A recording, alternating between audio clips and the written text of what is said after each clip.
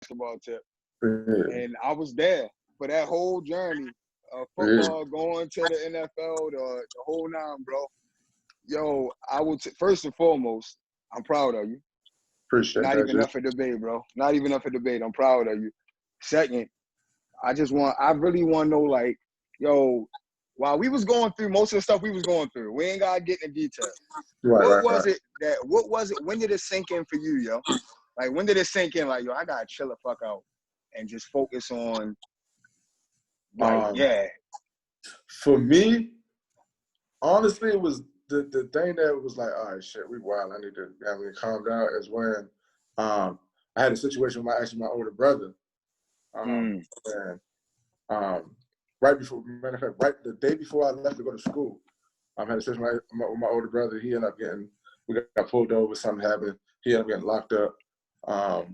So that kind of opened up my eyes. And then that next week when I got to school, the situation happened with my best friend with the cut and all that, with the knife and all that. Yeah.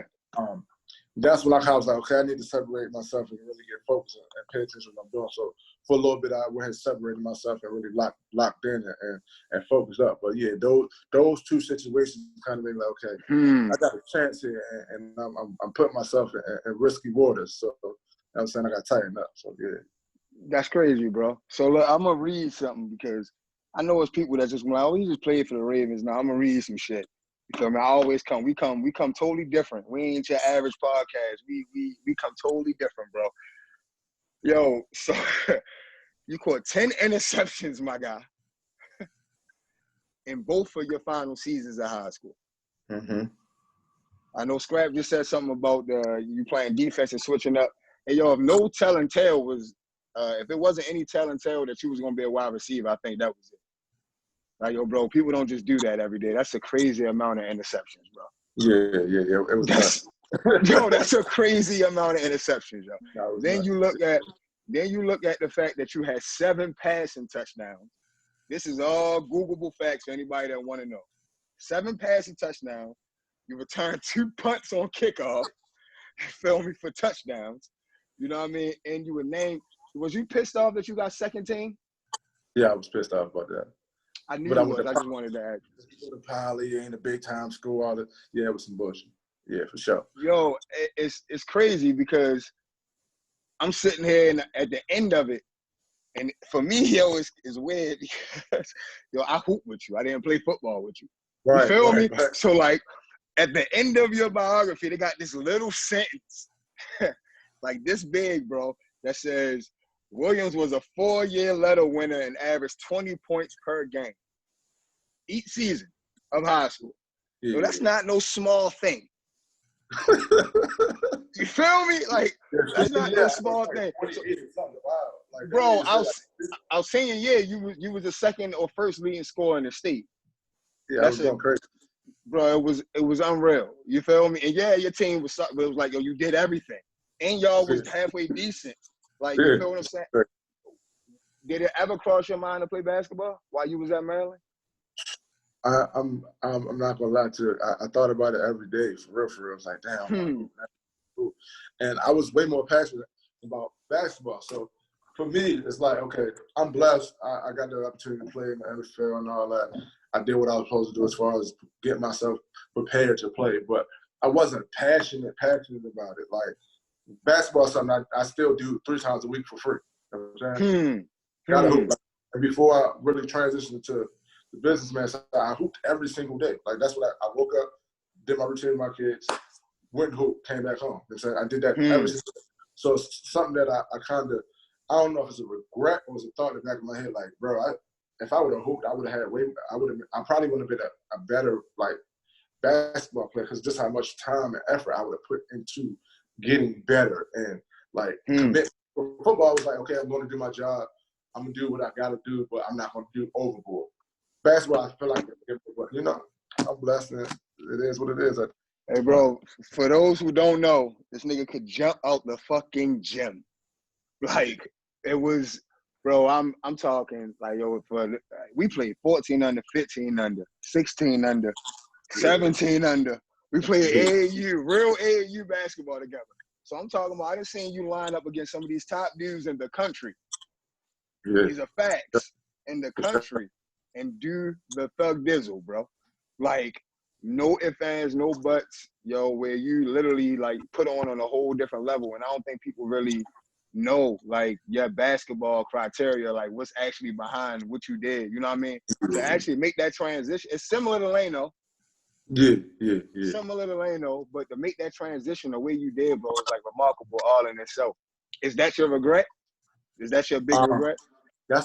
I ain't gonna say regret, but that's the only thing I think about in the back of my mind. Like, damn, I should have hooped too, or damn, I should have I should have went basketball instead of football. But, it all worked out. Clearly, you feel me? We ain't gonna debate that. We ain't gonna debate that, yo. So, yeah, I mean, for me, one of the main reasons I wanted to get you on, bro, is because I think you exemplify the transition. A lot of dudes can transition.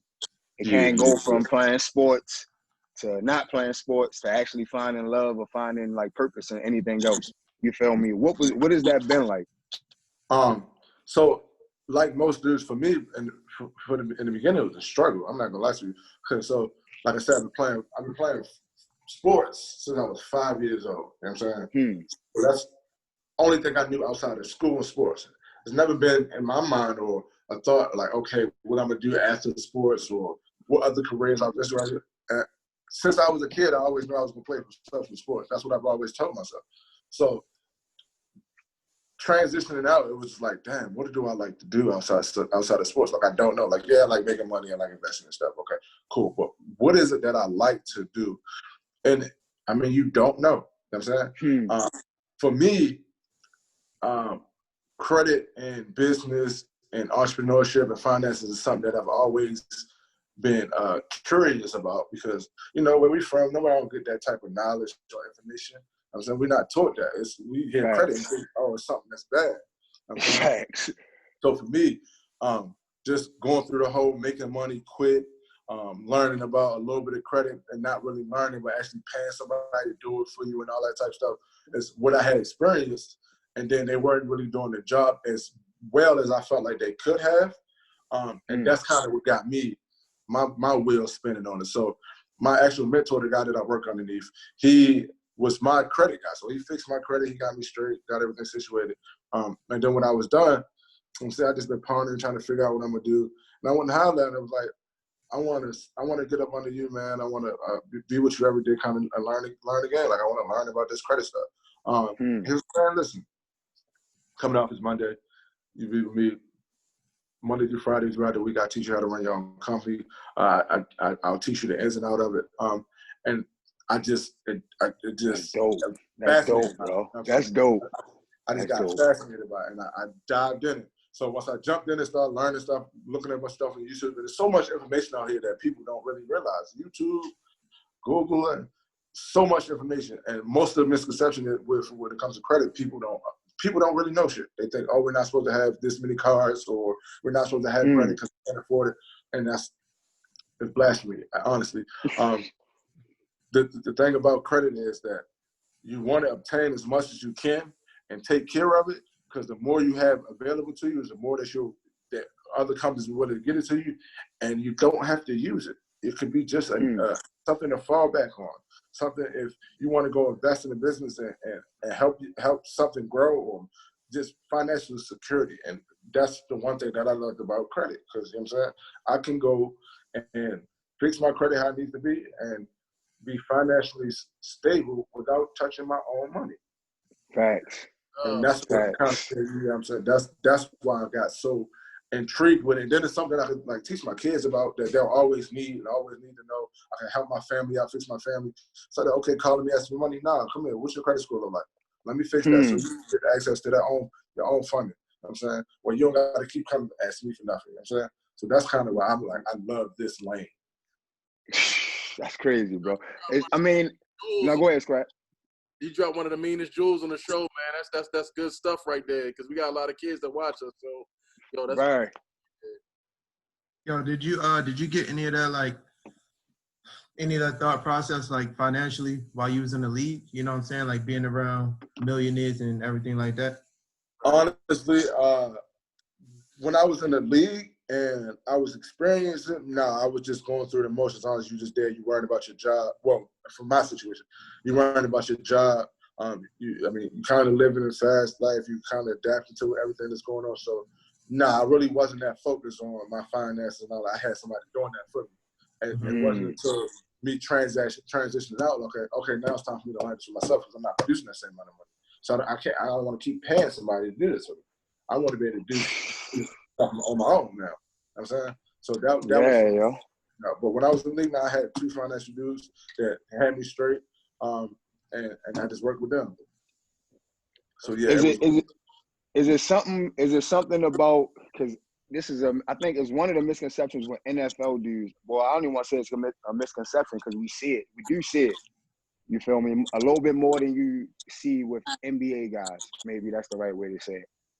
Where NFL, because of the way y'all contracts are structured, the way that the money's broke down, the injury rate and how easy it is to fucking get injured and all the stuff that they, you know what I mean? For dudes that don't play professional sports, there's so many things that go into a contract. I know, you know, Lance know he played professional lacrosse. He like one of the only dudes I even know that played professional lacrosse. So I can only imagine like what type of deals he had to like, you feel me, just to make sure he was straight. You feel what I'm saying? What was it like coming from where you came as a draft pick, you came as a player, you know what I mean, and all the above, and actually walking into that and not having, or maybe I don't even know if you didn't have it, or like just having and trying to get an understanding for where you fit. As far as like financially, or just like as a player? Overall, like as a player, I mean, I know as a player, it's different. Like I tell dudes, yo, you got dudes that sometimes be on your team that's shit. Them niggas is making so much money, bro. You know what I mean? Yeah. And is that a hard thing to balance with? Because I was basically going off what you said when you just said like basically like, yo, I was trying to get a grip on just watching out for my career and making sure I had a job. I was working, you know what I mean? So is it different? So, as far as the money aspect of it, so when you look at it like this, I was 22 years old when I signed to the Baltimore Ravens, right? I'm coming from college, I don't really got shit. I got a couple dollars, but I ain't got no real money for it. My first game that I play, I get a check on Tuesday for $17,000. Damn. So you start thinking about money at that point. You know what I'm saying? Right. Okay, you get a couple checks in your mind now. You're not thinking about money. You're just living your life and playing sports. You know what I'm saying? At that point. Mm-hmm.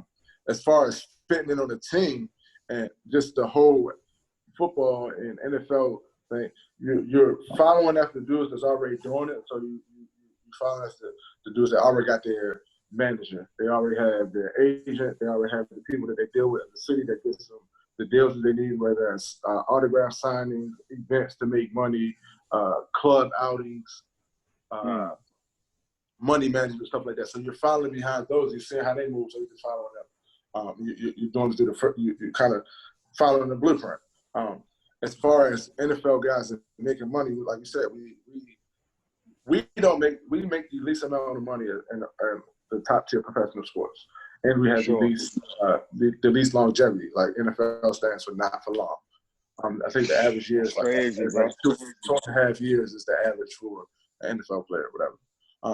So going into it, I think I should have thought about that more, even though I lasted longer than that. But I think I should have thought about that going into it. But I was just living in the moment, you know what I mean? So it was more so, okay, I'm trying to make this team, I'm trying to stay on this team. Once I made the team, me personally, when I walked in the door and I had seen that, okay, I'm good enough to be here, it was more so, okay, now I'm about to do my thing. And which I did. I feel like I could have done better if I really liked or was focused how I needed to be focused on it. I really wasn't, because, you know, there's a lot of different things that comes with the territory. You know, you got the upstairs stuff that's going on. You ain't gonna get that many chances. Then you're dealing with other stuff outside of sports. So it's just a lot that came with that. That kind of played this part in my career. But all in all, I feel like I had a successful career. Yeah. Back to the crib, you know what I'm saying? And it's something I actually participated in. It's not like, oh, I didn't play and all that. There was something that I actually did. Like, I actually, you know, was a part of it. And I'm from the crib. It was my dream job. Bro, like, I don't even think you understand how that even, how that shit just resonated for me. And like, bro, you gotta keep in mind, niggas was around each other. So like, it's different when I'm even sitting here thinking about it. I'm like, yo, bro, this nigga really won an NFL championship. And like I used to argue with niggas. You already know how I let a nigga know this. Like, I used to argue with niggas. I'm like, yo, bro, niggas like, yo, he don't play. I'm like, yo, bro, it's niggas that don't play. It's niggas that don't play as much. And then it's niggas that play a lot. My nigga's not one of the niggas that don't play. He's one of the niggas that don't play as much. But he plays. Yeah. He plays. You feel me? He get reps. I'm affecting the game. The field. Yeah, and you started. I'm like, yo, he start on special teams, bro. So like, people don't know that. I'm like, yo, bro, this dude starts on special teams. Nigga, that matters. Special teams is one of the most important things in the NFL, bro. That's every Super Bowl team. In most cases, their special team is what just separate them from the other teams. Facts. I mean, that's kind of where I made my living at, honestly, because that transitioned into the defensive side. So I was an athlete, but I was an aggressive safety. So I come downhill and hit you. I still had that in me as a receiver. Most receivers are supposed to be like, oh, they're the prima donna dudes. They don't want to get put no hard work. That safety defense side of me what made me good at special teams, So yeah. Hey, also talk about that grind of actually making the squad. You know what I'm saying? Because you went undrafted, so I know the whole process of trying to get on a team and make a 53-man roster in the NFL is damn near impossible. Talk about that, especially being undrafted. You know what I'm saying? The thing from the get-go when I came in the door, it was, if you line up in front of me, I'm beating you. My first one-on-one was against Ed Reed. Ed Reed, my favorite, was my favorite Raven of all time. Wow. So, because I played safety growing up, you know what I'm saying? So it was Ed Reed and Dion. They're my two favorite football players. You lining up with this nigga. My first, it's crazy. My first interaction with the defense is one-on-ones, and I get Ed Reed. I do my thing. I break them down. I catch the ball. I go score. From that moment on, I'm like, okay, I belong here. Every time I got on the field, I made a play. Facts. Every time somebody got hurt or they needed somebody to go in, I'm right there next to the coach. I'm running in. Like, I was prepared, and I put myself in a position where I knew every position at receiver. So with the receivers, you get certain routes or whatever. Me, I'm an undrafted guy. I'm playing X, I'm playing Z, and I'm playing Y. Some guys go in, okay, I'm only playing Z, so I only got to know how to run the Z routes. Some guys know, okay, I'm an X, I'm only running the X routes or the Y. Me, I'm knowing X, Y, and Z. So if Z get hurt, I'm going Z. X get hurt, I'm going X. Y get hurt, I'm going Y. Put myself in position to every time they needed somebody, okay, Quan's running in. Quan's going to make a play. Then Joe started being – first it started off with Tyrod. Tyrod started being comfortable with me, throwing me the ball, so I'm making plays. Then Joe's getting comfortable making plays. It's like, damn, who this kid? Like, what's going on? And I'm on special teams, and I'm doing my thing too. So it's like, okay, this dude made the statement. Our third preseason game in Atlanta, they had it where I had to play gunner and I had to play offense and make some plays. I was punt returning, I was playing gunner, and I was playing receiver. I had already made a couple plays in the other two games that kind of like stood out. I was going to ask you about that too. Yeah, but then I returned the punt deep against Atlanta to help us win the game and come back and win the game, and that kind of like solidified my spot at that point. So yeah, it was. Once, like I said, after I made that play against Ed Reed, I felt like I belonged there. It just felt like regular football. Regular football. Hey, yo, what was that first reception like against the Eagles, bro? I'm not gonna lie to you, bro. I was tired of shit. I was tired of shit because I had just made a play on special teams. So I had just made a play on special teams, and I had to go out and I think I ran like a slant, and I was tired of shit, bro. And then I ran a slant. I think I ran another slant, and then I ran a go route, and I had got us all the way down the field. And I was supposed to go back in. I was supposed to stay in to go ahead. They was about to throw me the ball again. I was like, man, I'm tired. I tapped out. Like, I felt like I was about to start tapping out. I was tired of shit, though. And it was surreal. I wasn't even thinking about it. It was like, at that point, I'm playing football. I've been playing football since I was 6 years old. It was nothing new. Oh, yeah. That shit crazy. You, I know when I said one of my teachers, from back in Canada, when I told her, she seen who was coming on, and she was like, "He played for my team." I was like, and she loves the fucking Patriots. Like she loves the Patriots. Yeah. Like die hard. Me and her argue. Like you already what Raven Patriots. So she loves the Patriots. So she's like my mom. I call her my Canadian mom, right? Okay. And she was like, Alvin, I remember you used to watch him. I said, yeah, because I used to go to the house and literally watch you while I was away in Canada, bro. Okay. Playing or whatnot. You know what I mean? And she was like, yeah. I was like, oh, that's awesome. He's coming on. She was like, I'm so mad he didn't stay with the Patriots. And I'm like, yo. That was just a situation where it wasn't the right fit. Some circumstances happened with me in a little situation outside of the club, and they was going through the situation with Aaron Hernandez, and it just, it didn't fit. And I also, I had came back from, I want to say I had tore my hamstring, and I ended up rolling my ankle as I was training to get back. And I wasn't at 100% when I was out there, so I was just like, they was gonna let me go and bring me back. But before they brought me back, the Ravens had already picked me back up. So yeah. So I mean, is it sometimes, how I want to say this? Is it sometimes like, because you said the average career don't last long? Is it sometimes that you look back on it and you say, yo, I'm blessed? And then is it sometimes where you be like, yeah, you know what I mean? Of course, but is it sometimes where you like, yo, bro, if I probably would have locked in a little bit more, I could have definitely been one of the top receivers in the league. I'll say this. If I was locked in how I was in camp, that first 6 weeks of camp in the season for my whole career, I'd probably be in the Hall of Fame, or I would have had a really long, successful career because I was good at football. My natural skills that I've learned from playing sports growing up, I was good. You know what I'm saying? And like you said, I could jump, I could run. Like I was a good athlete.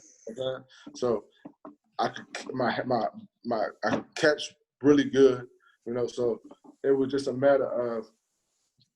I think the biggest thing for me was once I got my opportunity and I had made a couple of plays, I felt like that. Well, I'll say this: my first game, my first punt return, my first kick return, in the real game. I don't know if y'all remember this, but my first kick return, I fumbled that motherfucker.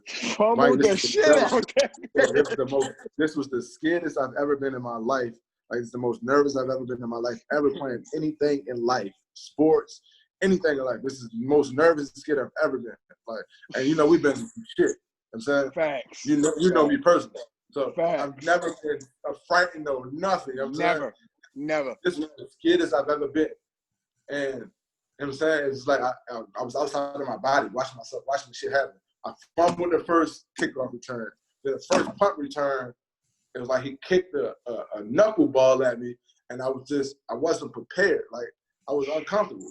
So after that, I grinded and got back in the good graces with the coaches, but my confidence was gone, and I kind of let it deter me. So I just became a special team guy that wasn't really doing that much offense. And then it's like, okay, I'm making plays, like I'm killing in practice and stuff, but now I'm not getting the opportunity that I think I deserve. Granted, I'm not a top draft pick. You had Tanner Dobbs, who was a pick, so he's going to get more opportunities than me. And it's like, damn, I'm making plays, I'm doing this. Like, what's happening?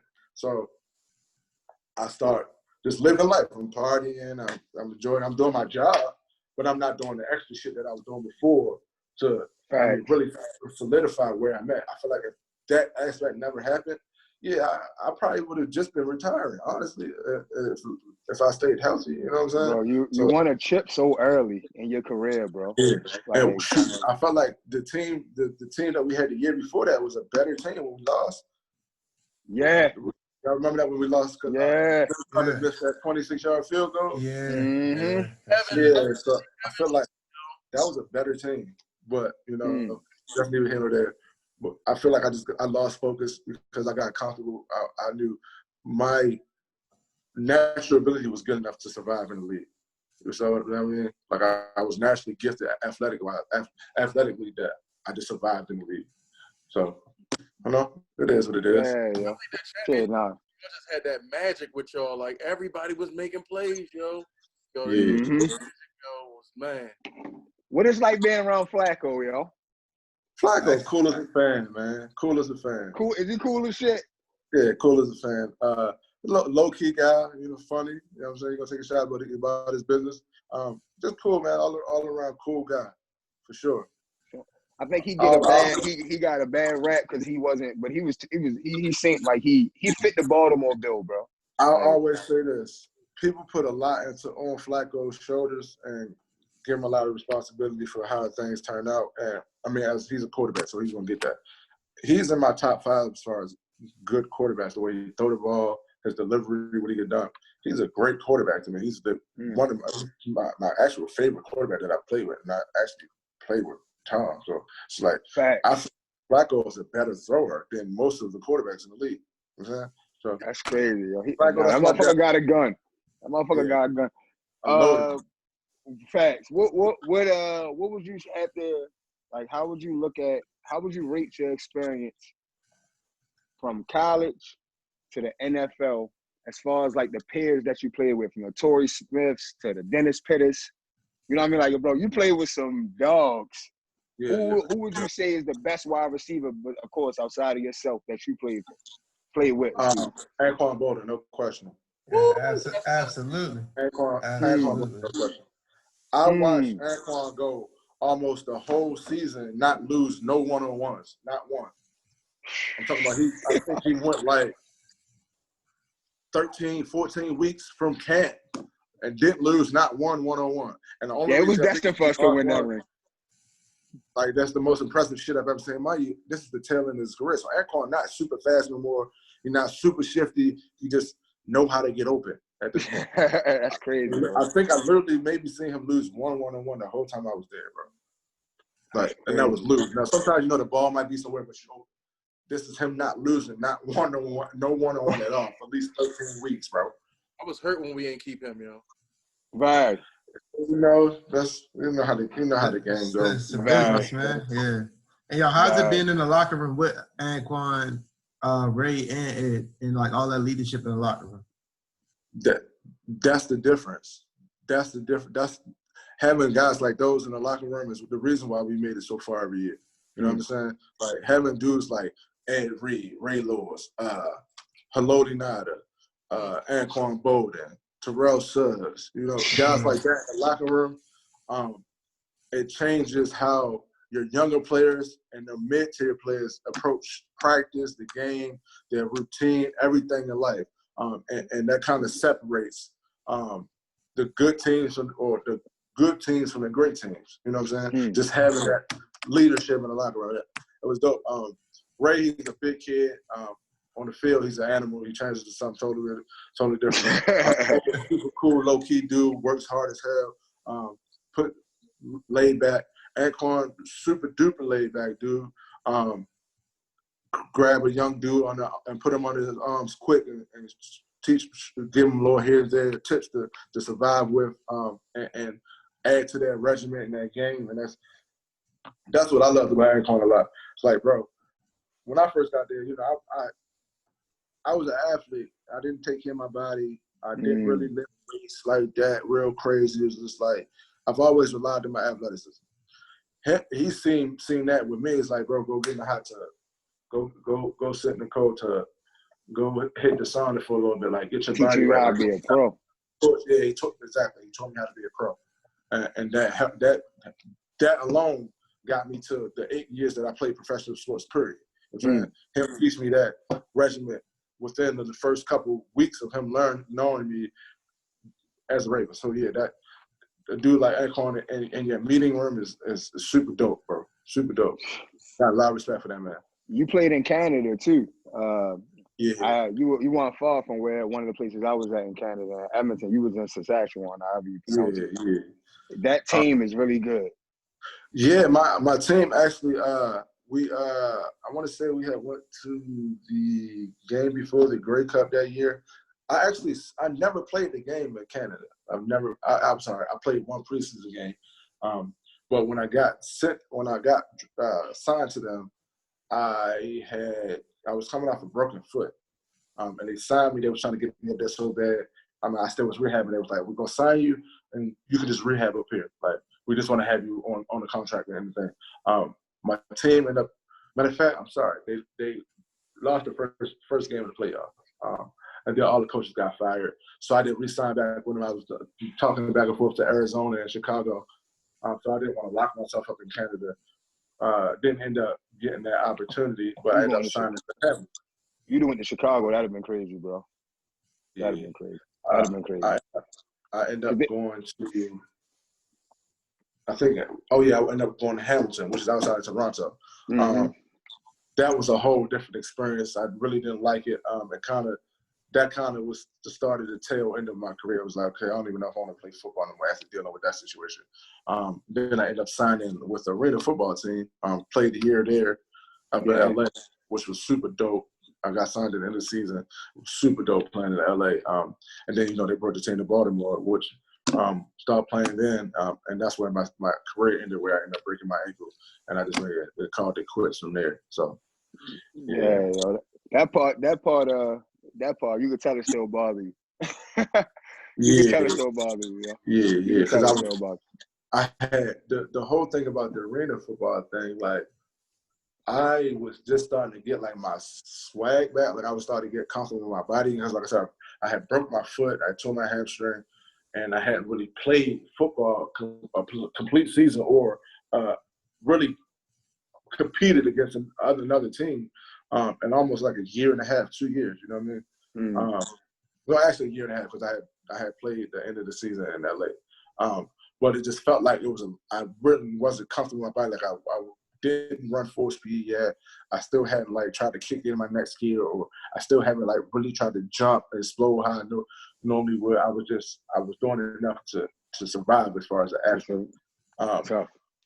So I was just starting to get back into my field when I broke my ankle, and it kind of it was a wrap for that. It was just like, when I did it, I knew I did it. I felt it. The training and stuff came out there. It was like, hey, what's going on? Like, you think you rolled it? I'm like, no, it's broke. I'm super calm. At this point, it's the third time I broke something. I broke my fifth metatarsal on both my left and right foot. So I know what it feels like to break something. I'm like, no, it's snapped. It's broke. It's like, no, come on, stand up. You can walk. Like, I can walk. I can get to the locker room, but no, my shit's broke. We can go x-ray that. Definitely broke. My career over, man. I'm done. Like, no, don't say that. Don't say that. Like, it's okay. I'm blessed. I had a good career. But I just don't go with the x-rays. Go back with the x-rays. Lo and behold, it's broke. I got to get 17 screws in my ankle. Career done. Niggas don't understand. So do you think that you said it was done? Like, did you already start thinking that you was done playing, or like you just didn't want to go through the rehab and stuff like that, or you just kind of ready to move on? Mentally, I was already 1 foot in the door, 1 foot out the door. I didn't know what I was going to do next. You know what I mean? Mentally, I was 1 foot, 1 out. Then physically, it was a wrap. I didn't want to go through. So I don't know if any of y'all had any real like crazy injuries I had to come back from. More mental than physical for me is the hard part of getting over injury. Like, your body's going to heal itself. It's going to, your muscle memory stuff is going to come back. So the mental part is the hard part for me. I knew at that point that would be my third major injury to me, or fourth major injury to me, but I got to get back over that. Mentally, I knew I wasn't going to be in it. I wasn't going to put the work in that I needed to put in. Mentally, I wouldn't be able to survive trying to put myself through that. I just knew it was time for me to shut it down. And I was older, you know what I'm saying? Yeah. It was time, so. No, I can relate to the aspect of, I mean, Scrap and Lance. Well, Lance no, but Scrap no. So when I first came back from Spain in my last year, the whole season, bro, I battled plantar fasciitis, and that shit, that shit was bro. Yeah, that ain't no hard. I would, and when you over in Europe, the Europe grind is just totally different, bro. You sometimes playing 3 games a fucking week.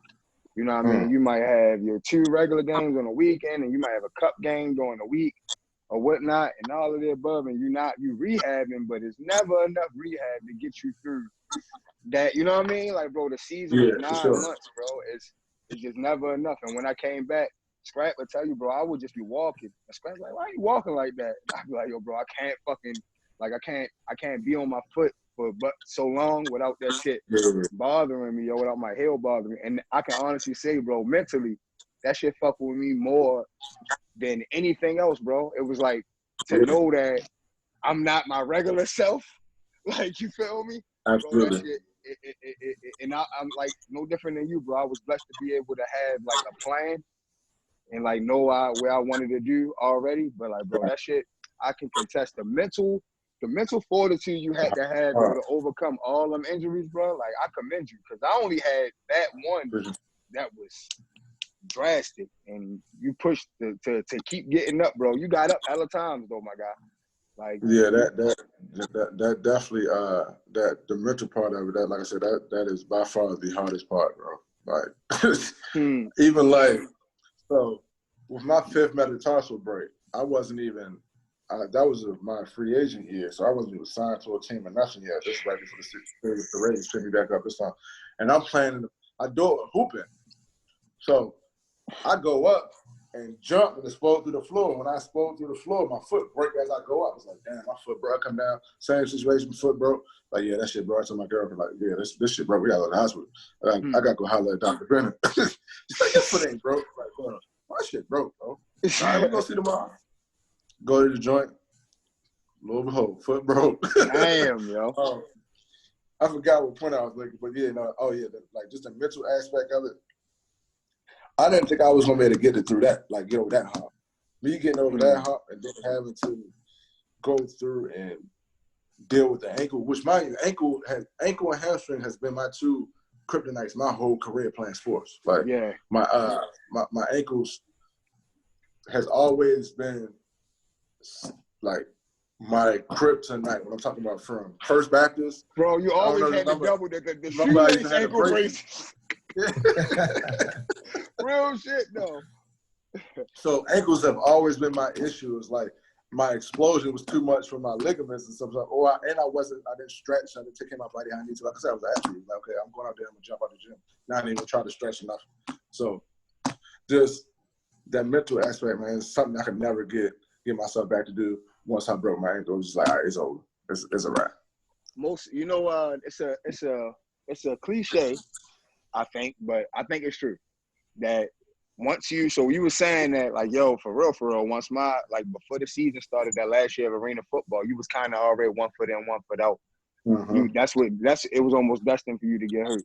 You know what I mean? If you go by the cliche, right? Because it's like, yo, if you're not all the way locked in, bro, and you already thinking like that, like about that 1 foot out, and that's kind of how it was for me, bro, in that last year. Like, I was planning so much for like the future. You feel me? And thinking about the future, that it was just almost inevitable, bro. Like, you're going to hurt yourself when you, like, for you, like you said, bro, I wasn't even going 100% hard, and you're still good. That's a blessing. But it's like, I'm not going 100% hard, so the moment I go 100% out of nowhere, bro, anything can happen. Any injury or anything is up for debate. So, I concur. I know that shit cliche, but I think that was like the start of anything going downhill as far as injuries, or you just saying fuck it, because it's like, yo, once you got that mental mindset, like, yo, I love it, but I don't need it, it's all right. Everybody I've heard say that, bro. Yeah. Always like everybody. It's like when you're not fully invested, something happened to you. Even Shaky, if I had a while back, man, Shaky had a conversation. Shaky was like, yeah, bro, I started thinking about like my injuries all the time, and he was like, yo, I kind of knew, like, damn, I'm done. You feel me? But he wasn't even done yet. You feel what I'm saying? Like, it's crazy how you put stuff in the world and put stuff in the atmosphere and the heaven. Yeah, it's crazy, bro. It's crazy. Yo, well, we gotta Scrap. I know Scrap about to come straight at you with these. We got a couple. I'm gonna ask you the basketball one. I'm gonna ask you the football one and let him do the basketball one this time. Who is your top 5 football players from Baltimore? You got 2 5s from Baltimore and overall in life. Because now you can play on championship teams and all that, bro. So all right, so top 5 from Baltimore would be Nathan Larrabee. I'm talking about Nate Prime. You know what I'm saying? Yeah. Nathan Larrabee, Tavon Austin, me, of course. Thank you. I just wanted you to do that too. Huh? I said thank you. I'm glad you did that. I love when niggas put themselves in their top 5, bro. Yeah, I got to. That. So Tavon, Nate, me, who was I gotta put Shaky in there. I got to. Now because I'm just thinking about when I'm playing Shaky, and then tough. That last one is always tough, yo. I'm gonna have to go ahead and put Terrence West, man. I'm gonna have to go put Terrence West. I'm gonna have to go put Terrence. And mind you, hold on. I know I haven't kept up with sports since I left out of once I got out of the league and all that. So I haven't kept up with sports. So I'm not thinking about releasing guys and all that. I'm gonna make that clear. I'm just talking about who I played with, and who I seen around and all that. So yeah, I'm gonna have to go ahead and put T West in that. Shit. Everybody you just named solidified. So ain't nobody gonna argue with none of that shit. Everybody you just named solidified. I ain't gonna front. It's one person I thought you was gonna say. Who was that? Not Rodney. Poppy. Say Marcus from Dunbar. So yeah, I actually forgot about Mark. Yeah, I forgot about Mark. And that was football and basketball, which was a dog. Yeah. Nah, niggas leave Marcus out, bro. Marcus really was nice, and then just said, "Fuck it." Exactly. Just I'm done. I'm done. But on the way to college, I've never seen a nigga say I'm done on the way to college, bro. I'm done. Yeah. I ain't even think. I forgot all about him. I ain't gonna lie to you, bro. You used to be on the front of every fucking magazine every week. No, Baltimore Sun every week. Going crazy on the front of that bitch. Going crazy numbers. All right, so that's my Baltimore top 5. Now you mean football players overall? Overall, your top 5. It's yours. It's all Quans. Can't nobody debate this, my nigga. It's all yours. Dion, Ed, Randy Moss, Michael Vick. I'm kind of stuck if I want to go.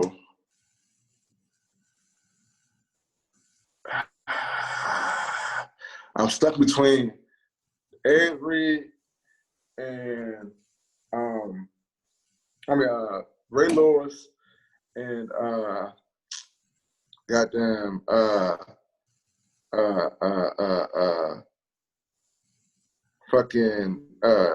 T.O. I'm stuck between them two. You definitely used to love T.O. bum ass. I hate T.O. Yeah, You did, bro. You did. So, no, let's scratch that. Ocho. We gonna scratch Ocho. Okay, I'm with that.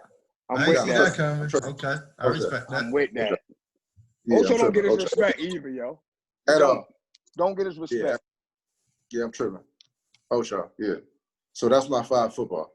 Bro, those are 2 of the best 5s I've ever heard on here.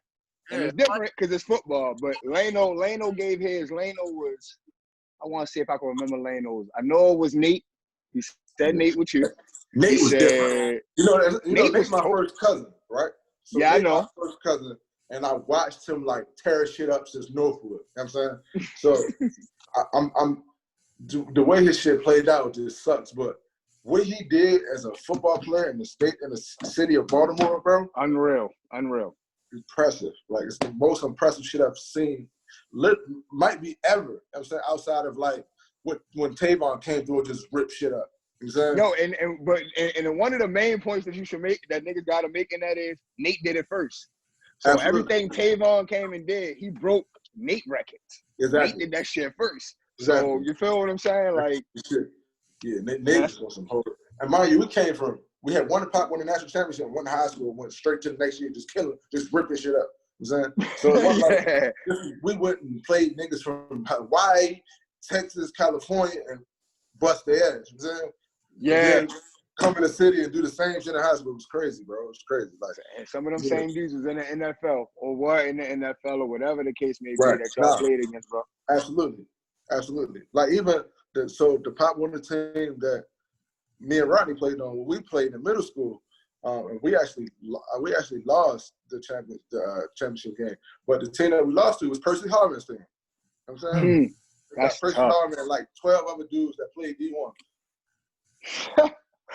Hey, yo, Leno did put Ronnie in his top 5. He did. He put Ronnie in his top 5, yo. Ronnie's solid. Ronnie was a hell of a football player. You know what I'm saying?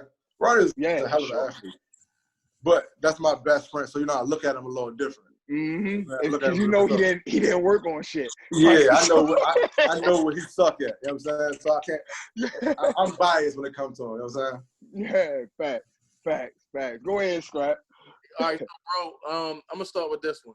So, as you explained, you had a lot of one-on-ones. You wasn't trying to lose them. You was lined up against a lot of players in your career. On the football field, who was your toughest check? Asante Samuels. I was talking about this the other day. Ooh. So Asante Samuels, when he was playing with the Jaguars, right? So Asante is somebody that I trained against down in Florida a few times. So I knew athletically and trying to stick me one-on-one, I'm cooking him. Like when I was there, if he lined up in front of me, he can't touch me. But when we played them in Jacksonville, and he lined up in front of me, and they was in that cover 3 and that man, 2-man shit that they was playing.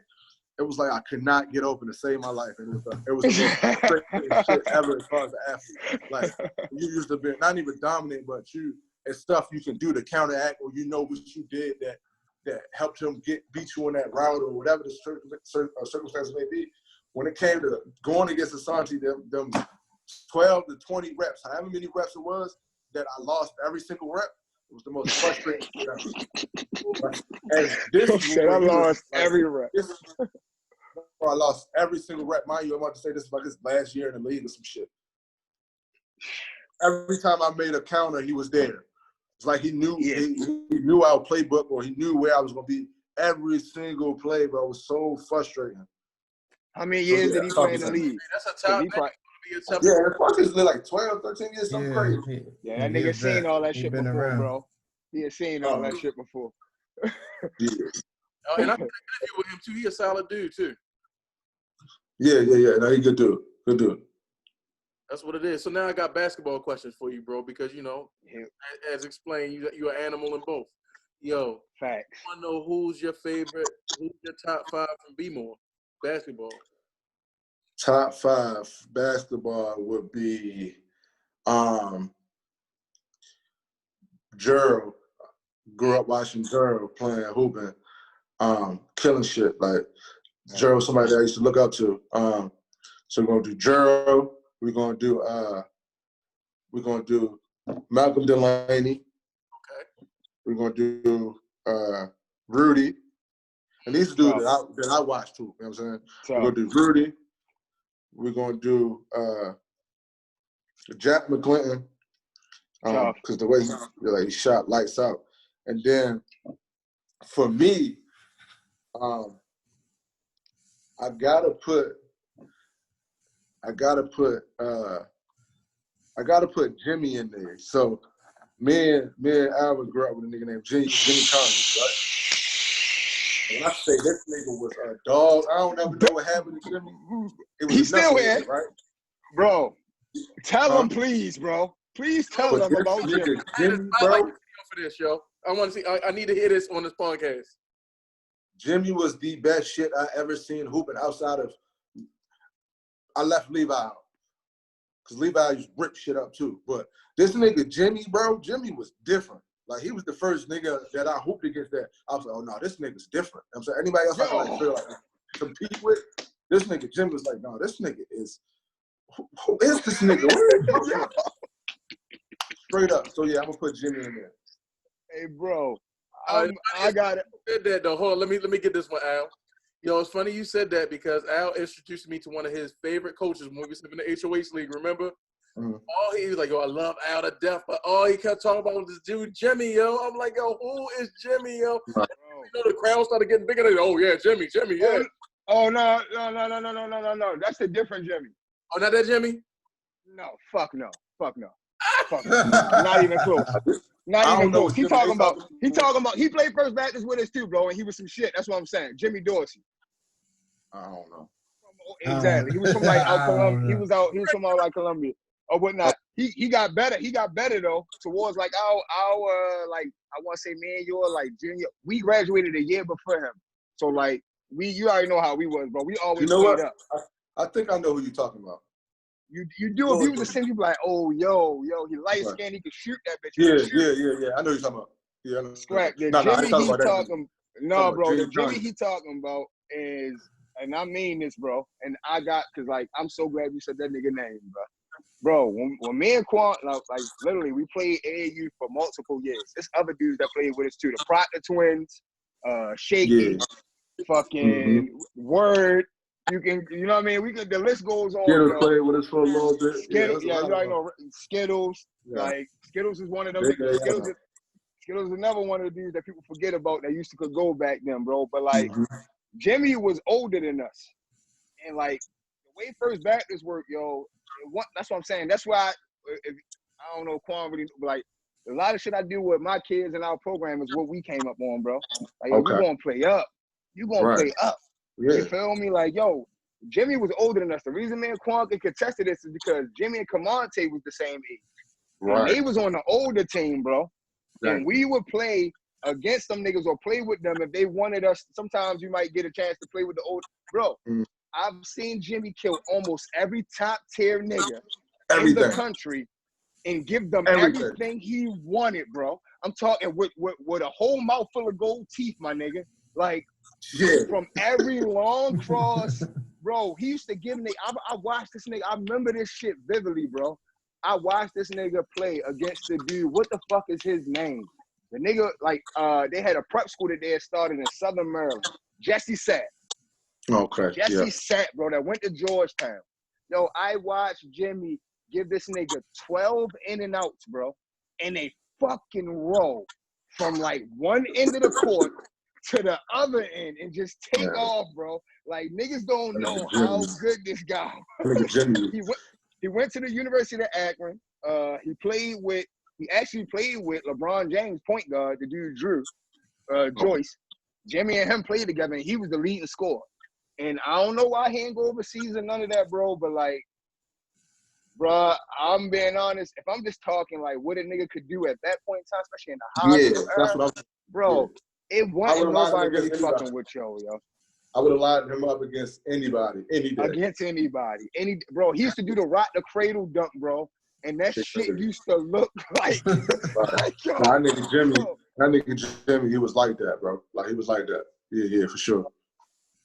Yo, that's what I like, though. Glad you dropped that name, bro. Like, anybody that know him, anybody that don't know him, go look him up. Go fucking Google Jimmy Conyers, bro.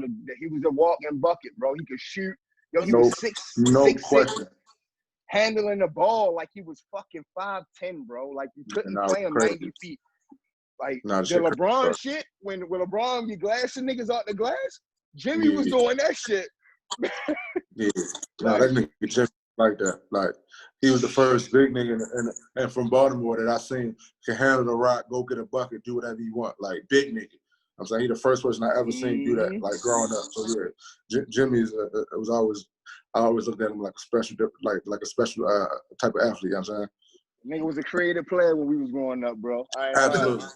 Like, he was a creative player, bro. Dudes don't, because he can literally go out on the court, and the best thing about it to me with him was always the fact that if you put him on the court with like 7 other dudes that was nice as shit, he still found a way to stand out somehow, some way. You be like, damn, who that? Like, you feel me? Like, yo, he could be on the court with all the other top players in the city.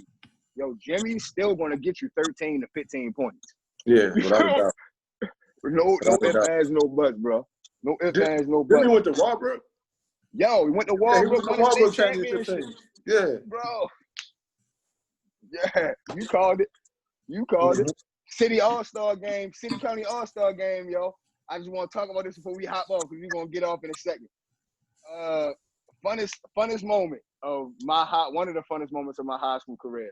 We played against each other in the City County All-Star game. You probably remember that shit. We played at Woodlawn High. I was crazy. Bro, so me and the nigga Quan at the free throw line, bro. This true shit. This how, for those who don't know, I was a little bit, I wasn't always this, no different than Quan. I wasn't always this profound and mature or whatever. Bro, growth is love. Wow, growth is love. Yo, I showed up to the game. I was late getting there. Came in the I locker think we room. was together that day. Bro, we was together. We was together with Rodney. Showed up late. I'm thinking, I'm keeping it a buck. Quan already know where he going to school and all that. I don't know none of this shit. You feel me? I shouldn't be doing that. The scouts there, all that, bro. I come with Quan. Quan go in his locker room. I go in mine. You feel me? It's the game. Coach Eddie say, Alvin, you ain't starting. You late. I'm like, I ain't tripping. So I remember this shit. Second, it might have been the second play. Second play, this nigga Quan throws that bitch out the backboard to himself. Boom! I go crazy. Yo, the crowd go fucking bananas, right? The nigga Eddie say, Alvin, get it. I said, oh, now you want to put me in the game, right? so I go to it's a foul or whatever. You feel me? Barney, this right at the Barney, threw the ball off a word head. Threw the ball off a word head and shit to hit the three, right? You feel me? So it's a foul or something. We at the free throw line, yo. I told Quan, I said, yo, you ain't dunking on me. So like, yo, you shut the fuck up. You nigga Quan never really talks to you like, yo, shut the fuck up, Al. Yo, it's the next play. The ball come out the rim, right? I lied to you that. The ball come out the rim. I'm looking, and I see this nigga at the three-point line. And I know, like, bro, I've been playing with this nigga for years. I'm like, he coming. He coming. Yep. But I just don't know which way this shit coming from. Bro, I literally moved like this much of a millisecond before this nigga fucking cleared me.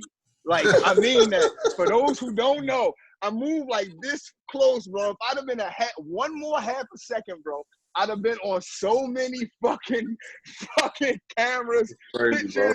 All the above, bro. The nigga missed the shot. Yo, the nigga Quan come out of nowhere, flush that bitch with two hands. Yo, the crowd go crazy. I was just happy I fucking moved right before the shit happened. You feel me? Hey, like, ain't catch a body. Hey, yo, I was just happy, like, yo, god damn, yo. And on the way back down, I'm just looking at this nigga. I wasn't even laughing. I was looking at this nigga like, yo, this bitch ass nigga. I came with this nigga. And yo gonna do that? Like, bro, I was so fucking mad without being mad. Shit's crazy. Because, like, even now, like, so you know I be in the gym hooping, whatever, and I can't, like, you know how I used to be crazy athletic, but I can't jump no more. Like, you can still tell I'm more athletic than the average dude, but like I go up and I do a little light touch the rim. I can't really dunk for it.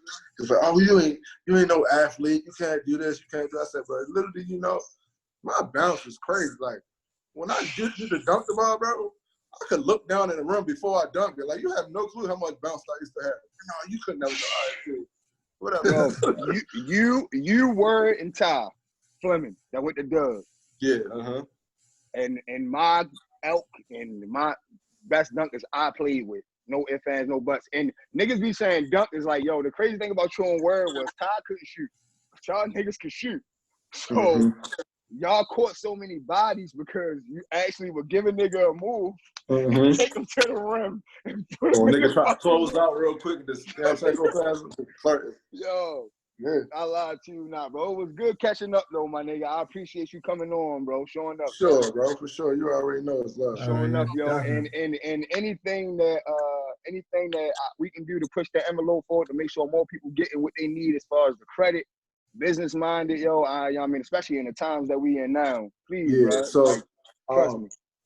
So what I do now, I do credit repair. I help people out get their credit situation. For most people trying to get houses, get their interest rate low on car loans and stuff like that. So you can reach out to me on repairful.today or my Instagram or my Facebook, anything. Just reach out to me. I'm gonna do free consultations. So I'll go through your credit report and tell you what you need to get fixed up. Just go ahead and reach out. There's a link on my on all of my social medias to actually connect with me. And I mean, just go from there, man. And don't be afraid to ask me questions about anything. I'm always here. Not one of them guys that feel like they need money for every little thought or jewel that I give you. You know what I'm saying? I love giving out free game.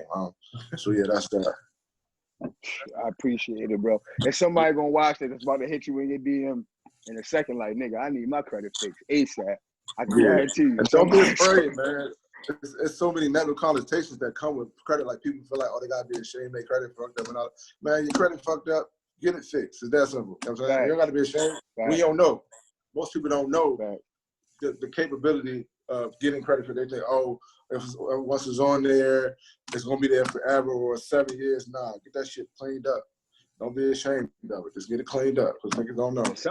And some niggas just don't have credit. Like, you feel me? And I know one of the things I learned once I got done, because, you know, playing overseas is different, bro. You coming back. You're not getting taxed the same and all that. One of the first things I was learning was just like, yo, you gotta focus on your business credit. When you got all these businesses and shit you try to open, like, so I know, bro, this shit is necessary.